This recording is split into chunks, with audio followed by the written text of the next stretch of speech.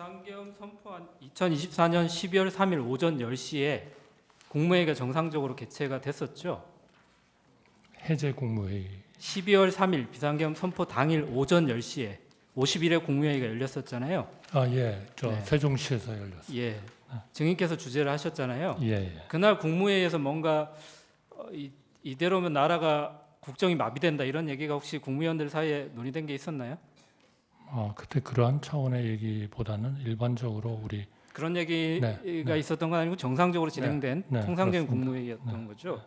그때 증인께서 그 국무회에서 이런 말씀을 하셨더라고요.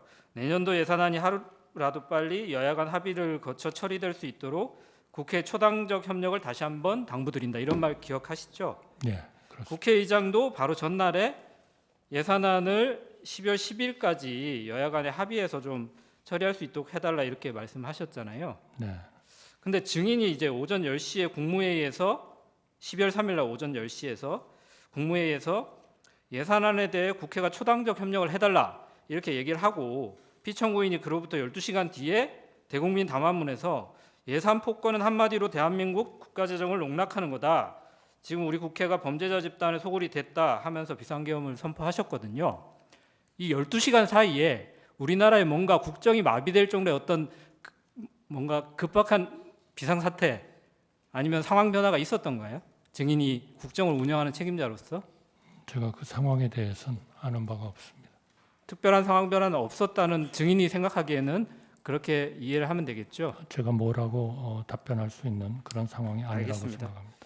피청구인은 보면 그 비상계엄 선포 담화문에서 국회를 지칭해서 여러 가지 표현을 사용하시는데요. 범죄자 집단의 소굴, 자유민주주의 체제를 붕괴시키는 괴물, 종북 반국가 세력, 폐악질을 일삼은 망국의 원흉 이런 표현을 쓰셨는데 반면에 증인은 여야 간의 협치를 굉장히 강조하시는 것 같아요. 그런데 비상계엄 선포 이전에 피청구인이 증인한테 국회에 대해서 이렇게 좀 표현하신 적이 있으신가요? 그런 표현을 정확하게 네. 말씀하신 것은 제가 기억하지 못합니다. 네, 회의석상에 이렇게 개인적으로 만나실 때도 기억하신 적은 없으시잖아요. 그렇죠? 그러나 국정에 네. 대한 걱정, 네. 좌절 그런 것들은 걱정을 하셨던 거지 국회를 이렇게 표현하지는 않으셨다는 거잖아요. 네. 그런데 이런 국회가 반국가 세력이라고 하는 담화문의 비상계엄 선포 담화문의 내용에 대해서 증인께서는 좀 동의를 하시나요?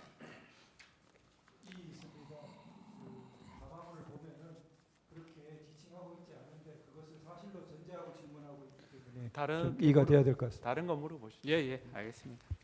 담화문 한번 나중에 읽어보시면 될 것 같고요.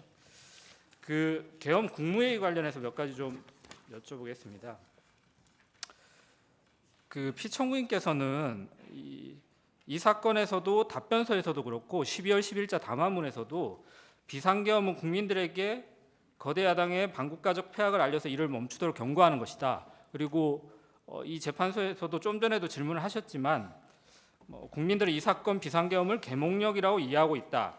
이렇게 말씀을 하시는데 증인은 대통령이 이 헌법 77조에 따라서 행사하는 비상계엄을 경고용이나 국민 계몽령으로 이렇게 사용할 수 있다고 이렇게 알고 계신가요? 제가 그러한 지금 물어주신 변호사님께서 네. 대리인께서 말씀해 주신 것에 대한 내용을 제가 다 안다고 말씀드리기는 어렵겠습니다만 네. 그러나 하여튼 그러한 그 계엄이 우리나라의 경제나 대외 신인도나 이런 데 대한 미치는 영향이 매우 크다 이렇게 항상 말씀이신 거죠? 큰 그러한 그 걱정이고 또 잘 고려를 해야 된다. 알겠습니다. 그러면 피청구인이 이 본 재판에서도 비상계엄 선포 후에 반나절 이내에 비상계엄 해제가 될 걸로 예상했다 이런 말씀도 하시거든요. 혹시 그 12월 3일 날 비상계엄 선포 전에 그 대적견실 회의라고 할지 간담회라고 할지 그 자리에서 피청구인이 국무위원이나 혹은 증인에게 이 비상계엄을 선포하지만 반나절이면 해제될 것이다 이런 말을 하신 적이 있나요? 들어본 적 없습니다. 예. 아까 그 금융실명제 관련해서 몇 가지 말씀을 하셔가지고 당시에 93년도 8월달에 증인께서 대통령 비서실 그 통상산업비서관으로 재직하고 계셨죠? 네. 네, 그때 국가기록원 소장 자료를 보니까 그 재무부가 93년도 8월 12일 날 긴급 재정경제명령 의안을 제출하면서 의안 번호가 391호로 부여가 됐는데요. 이번 비상계엄은 의안 번호가 따로 부여되지도 않았죠. 네, 배부되지 않은 것으로 알고 있습니다. 예, 의안 번호가 부여되지 않았다는 말씀이시죠.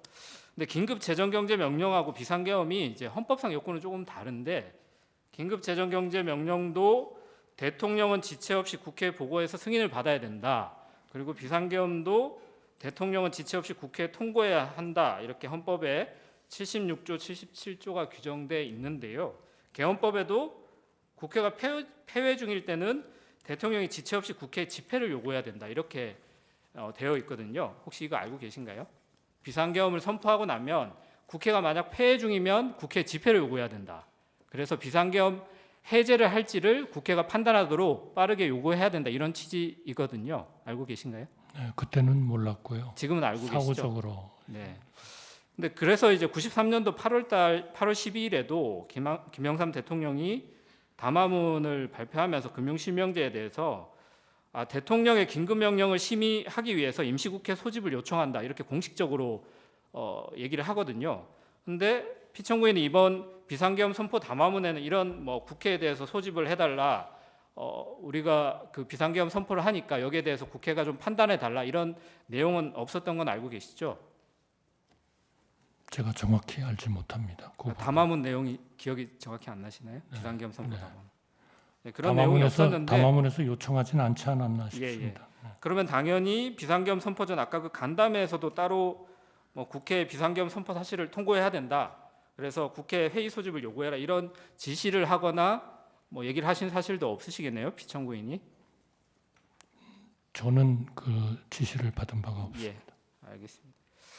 그 비상계엄 선포 다음 날 2024년 12월 4일에 오후에 피청구인이 증인하고 한동훈 국민의힘 대표 등과 이제 대통령실에서 후속 대책을 논의했다는 보도가 있었는데요. 그때 참석하셨잖아요.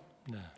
뭐 여러분들이 가셨던 것 같은데 보도에 따르면 진지하게 현 상황에 대해 논의했으며 견해차가 드러나지 않았다 이렇게 보도가 됐는데 혹시 이 견해차라고 하는 것이 비상계엄 선포가 위헌 위법하다 이거에 대해서 서로 견해차가 없었다는 것인가요? 증인도 이 비상계엄 선포는 정당하다 이렇게 동의하셨다는 건가요? 비상계엄의 어떤 위법 위헌 이런 논의는 저는 없었던 것으로 기억합니다. 그러면 이후에 어떻게 할 것인가를 논의하셨다는 거죠?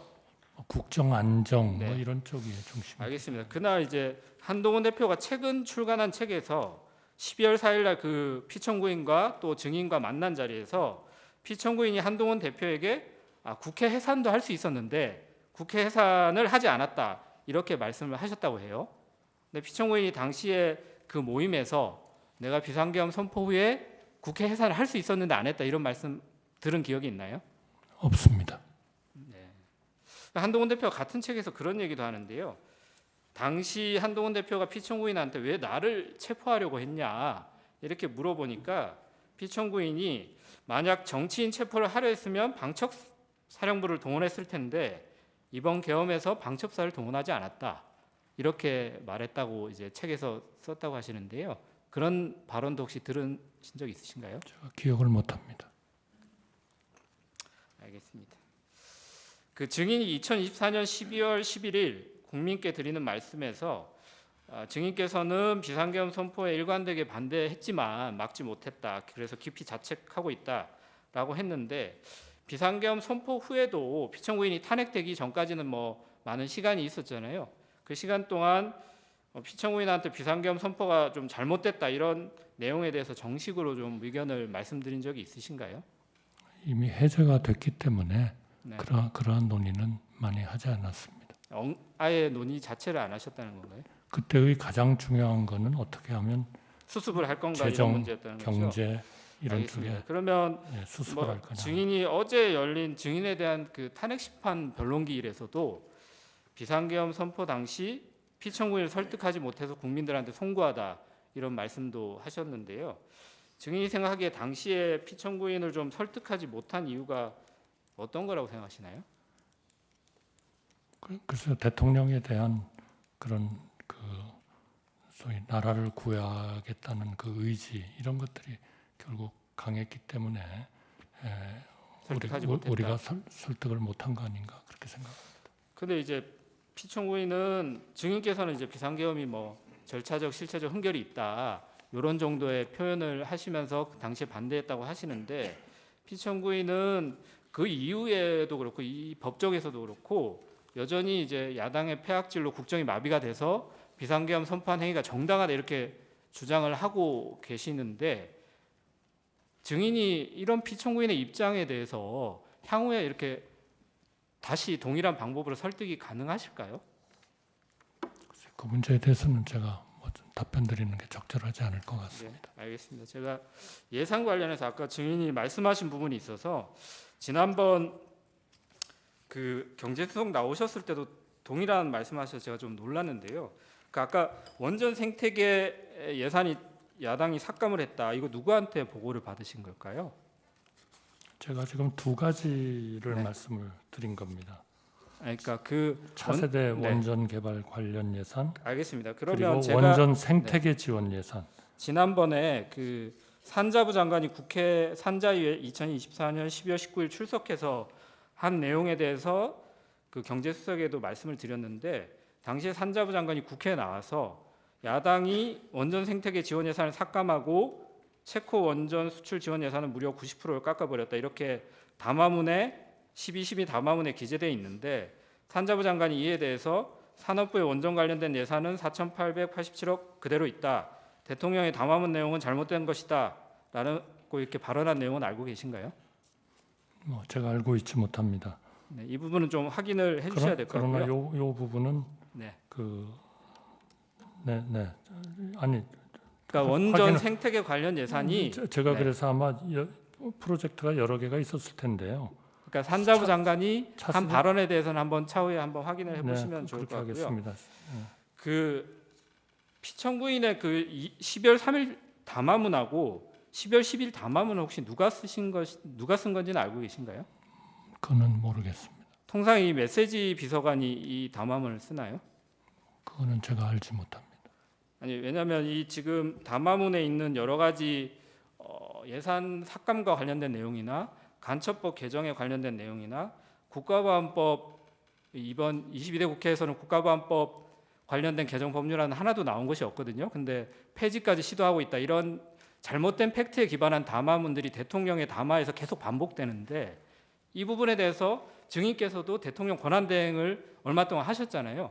그러니까 대통령에 대한 보고 논의 체계에 대해서 한번 점검하신 적이 없는지를 여쭤보는 거예요. 네, 저는 뭐 드릴 말씀이 없습니다.